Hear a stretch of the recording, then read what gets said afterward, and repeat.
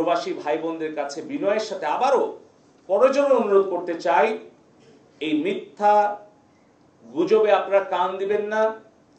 আমাদের দেশের সম্পদ, আমাদের সরকারের যত অবকাঠামো, এগুলো কিন্তু আপনাদের। আসসালামু আলাইকুম। সকল রেমিটেন্স যোদ্ধাদের অভিনন্দন এবং সংগ্রামী শুভেচ্ছা গ্রহণ করবেন। দলমত ধর্ম বর্ণ নির্বিশেষে যারা আপনারা যেখানে বর্তমানে আছেন, সকল রেমিটেন্স যোদ্ধা, রেমিটেন্স নিয়ে একটু আপডেট দিতে চাই। যদিও আমি আসছি একটা কাজে, এখন আজকে স্যাটারডে। বাংলাদেশে স্বৈরশাসকদের বিরুদ্ধে এবং এই আমাদের ভাইদের, আমাদের সন্তানদের, আমাদের ছেলেদের, আমাদের মেয়েদের এবং গণতন্ত্র হত্যাকারী ভারতীয় এজেন্টদের বিরুদ্ধে সংগ্রাম শুরু হয়েছে বাংলাদেশে। অল আউট ওয়ার বলতে গেলে আমি যদি বলি, এটা বাংলাদেশকে ফিরে পাওয়ার আন্দোলন। 97% মানুষের স্বতঃস্ফূর্ত অংশগ্রহণ এবং আন্দোলন। এই আন্দোলনে দুইটা পথ, একটা হচ্ছে ফোর্স আর একটা হচ্ছে আপনার রেমিটেন্স। আমি বারবার বলেছিলাম যে বাংলাদেশ নামক রাষ্ট্রটা, তাদের যে অদ্যতপূর্ণ সবকিছু এবং তাদের যে এই অবস্থা, এটার মূল কারণ হলো তাদের পাওয়ার।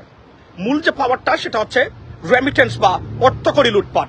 প্রতি বছর প্রবাসীদের পাঠানো রেমিটেন্স প্রায় $7 বিলিয়ন পাচার করে থাকে তারা বিদেশে। এবং এই রেমিটেন্স যুদ্ধ ঘোষণা করেছেন প্রবাসীরা, আমরা করেছি, আমরা সবাই মিলে।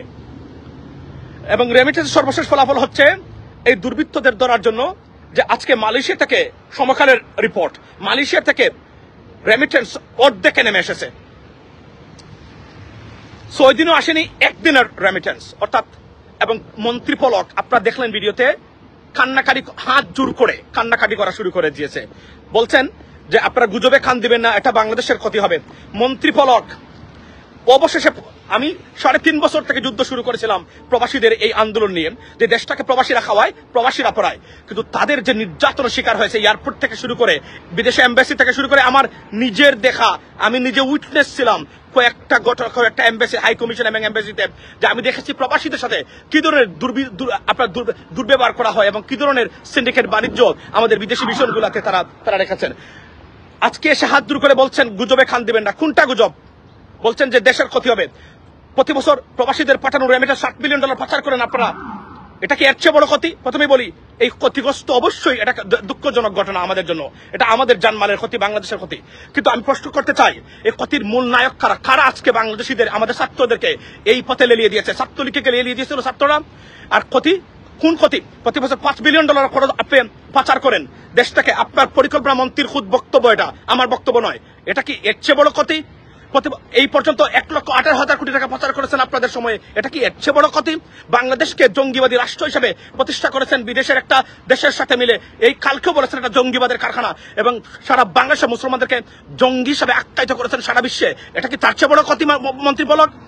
প্রবাসীদেরকে হয়রানি করা, এয়ারপোর্টে গেলে লাগেজ কাটা, তাদেরকে বিদেশে বিভিন্ন কারণে প্রতিবাদ করলে, গণতান্ত্রিক অধিকার কোনো কারণে যদি তারা প্র্যাকটিস করতে চায়, সেখানে পুলিশ দিয়ে, এমবাসির কর্মকর্তা দিয়ে মামলা করে বিদেশে তাদেরকে জেলে পাঠানো, এটা কি তার চেয়ে বড় ক্ষতি?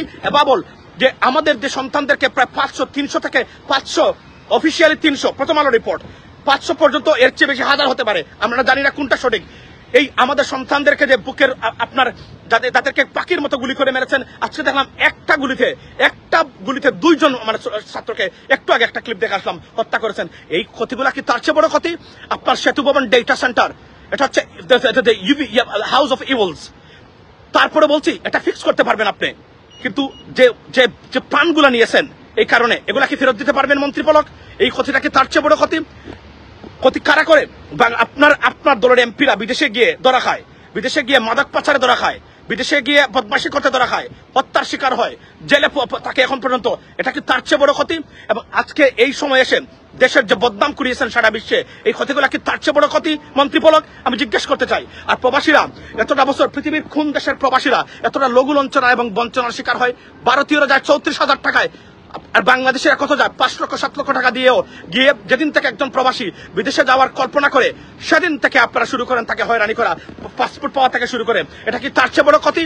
আর প্রবাসীদের মূল্যায়ন করলেন না কেন এতদিন পর্যন্ত?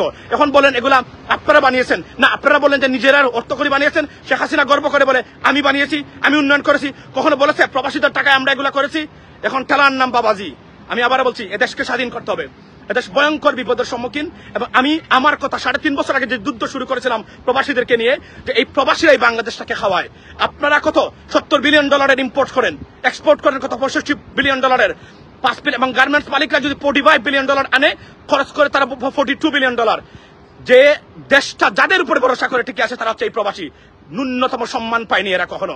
এদেরকে কত ধরনের হয়রানি, বিদেশে তাদের সাথে দুর্ব্যবহার করা, কোন কাজটা আপনারা করেন নাই প্রবাসীদের সাথে? আজকে আসছেন, আজকে তারা ঐক্যবদ্ধ হয়েছে, প্রবাসীরা ঐক্যবদ্ধ হয়েছে।